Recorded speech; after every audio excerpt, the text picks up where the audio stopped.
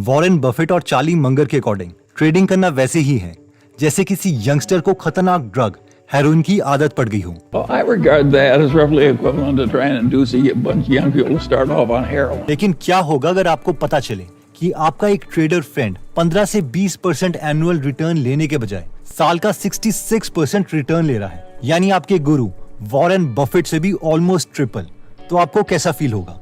कई लोगों को 66% रिटर्न का मतलब समझ नहीं आता। तो ये 66% रिटर्न का मतलब है कि अगर आपके फ्रेंड को वॉरेन बफेट की तरह 70 साल मिल जाए कंपाउंडिंग के लिए, तो उसकी नेटवर्थ होगी 63 Quintillion, 900 quadrillion, 781 trillion, 780 billion, 748 million और $168,000। लगता है अब हम सबको समझ आ गया होगा 66% रिटर्न की ताकत। आई नो आप बोलेंगे कि ऐसा हो ही नहीं सकता, वॉरेन बफेट से ज्यादा रिटर्न इम्पॉसिबल है, ये तो बस एक स्टोरी है। लेकिन ये रियल स्टोरी है और इस इंसान ने सिर्फ 1 साल नहीं बल्कि पूरे 30 सालों तक 66% का रिटर्न पाया है और इन शख्स का नाम है जिम साइमंस। तो ये वीडियो बहुत इंटरेस्टिंग होने वाली है क्योंकि इस वीडियो में हम देखेंगे कि जिम साइमंस कौन है और मोस्ट इंपॉर्टेंटली ये देखेंगे कि जब वॉरेन बफेट और चार्ली मंगर से पूछा गया कि हाँ जी अब बताओ, आप तो बोलते थे कि ट्रेडिंग बकवास है, तो जिम साइमन का रिटर्न आप लोगों से इतना ज्यादा क्यों है, वो भी 30 सालों तक। तो इस पर वॉरेन बफेट और चार्ली मंगर ने क्या जवाब दिया होगा। वॉरेन बफेट की स्टोरी के बारे में तो हम सब जानते हैं कि 14 साल की उम्र से ही उन्होंने इन्वेस्टिंग शुरू कर दी थी। 1000 ways to make $1000 पढ़ी थी, द इंटेलिजेंट इन्वेस्टर पढ़ी थी और तब जाके काफी सालों के बाद स्लो एंड स्टेडी फॉर्मूले से वो एक्सट्रीमली सक्सेसफुल हुए। लेकिन क्या जिम साइमंस के बारे में आपको पता है? ये सिर्फ फाइनेंस में ही अच्छे नहीं है बल्कि ये हार्वर्ड में एक मैथ्स प्रोफेसर भी थे और इवन सोवियत स्पाई भी रहे, यानी एक जासूस की तरह इन्होंने कोड ब्रेक भी किए हैं। तो जेम्स साइमंस पैदा हुए थे 1938 में एक middle class American Jewish family में। जिम साइमंस को बचपन से ही मैथ से बहुत प्यार हो गया था।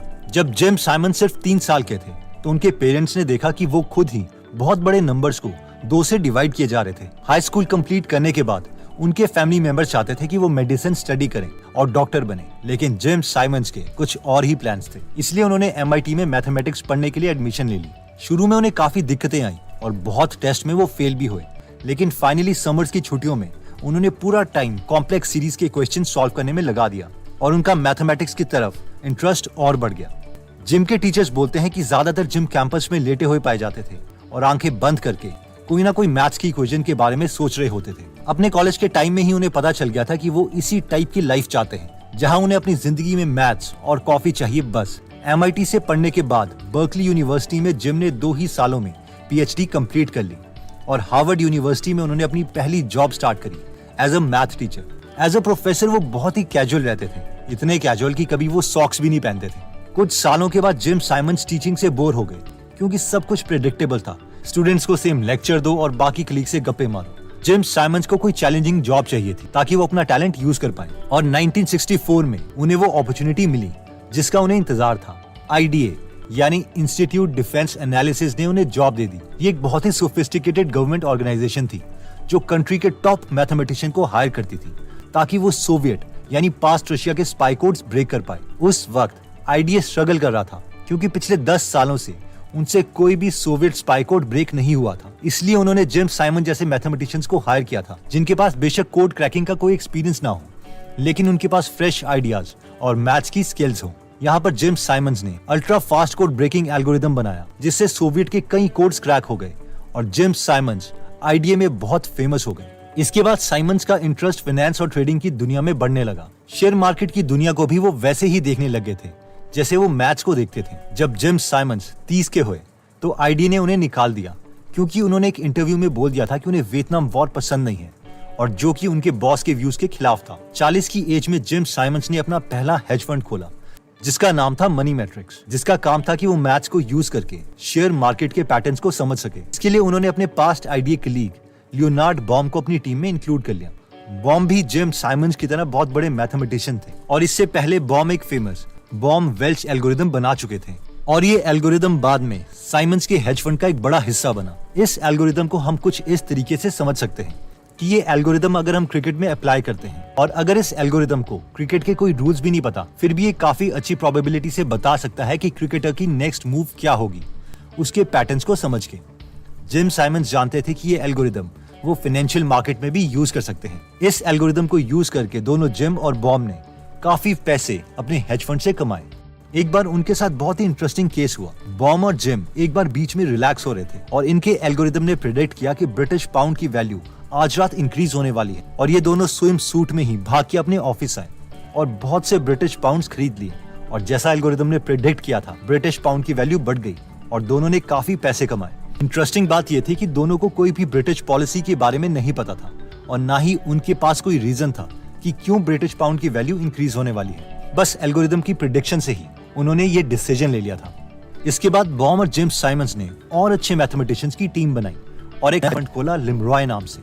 इस टीम ने नए प्रेडिक्शन एल्गोरिदम्स बनाए, लेकिन इन एल्गोरिदम्स में कुछ कमियां थी। फॉर एग्जांपल, एक बार इस एल्गोरिदम ने प्रेडिक्ट किया था कि गोल्ड का प्राइस बढ़ेगा, इसलिए इन्होंने बहुत सारा पैसा गोल्ड में लगा दिया और गोल्ड का प्राइस बढ़ा भी, लेकिन ये एल्गोरिदम सारा गोल्ड सेल नहीं कर पाया और इसके बाद गोल्ड का प्राइस कम हो गया और इन्हें बहुत बड़ा लॉस हुआ।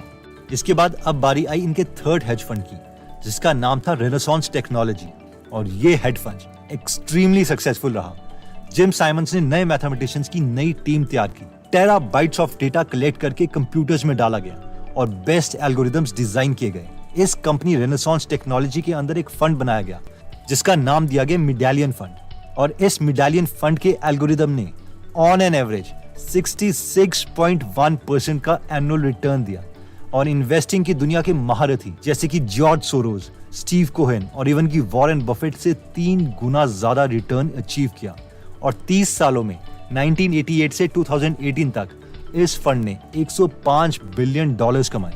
जब साइमंस को लगा कि उन्होंने बहुत पैसे कमा लिए हैं तो उन्होंने अपनी वाइफ के साथ एक फाउंडेशन खोली जिसका नाम था साइमंस फाउंडेशन, जिसका गोल है कि दुनिया की एजुकेशन और हेल्थ को इम्प्रूव किया जाए और आज भी बिलियनियर जिम साइमंस इस फाउंडेशन पर काम कर रहे हैं। अब हम में से कई लोग सोच रहे होंगे, चलो रेनेसांस टेक्नोलॉजी के मिडालियन फंड में ही पैसे लगा लेते हैं, घर बैठे ही वॉरेन बफेट जितना रिटर्न मिल जाएगा। लेकिन अनफॉर्चुनेटली 1993 में मिडालियन फंड ने बाहर के इन्वेस्टर से पैसे लेना बंद कर दिया था और अभी मेडालियन फंड में सिर्फ रेनेसांस के 300 एम्प्लॉइज के ही पैसे हैं और मेडालियन फंड की वजह से रेनेसांस के 100 एम्प्लॉइज के पास 35 करोड़ से ज्यादा रुपए इकट्ठा हो चुके हैं।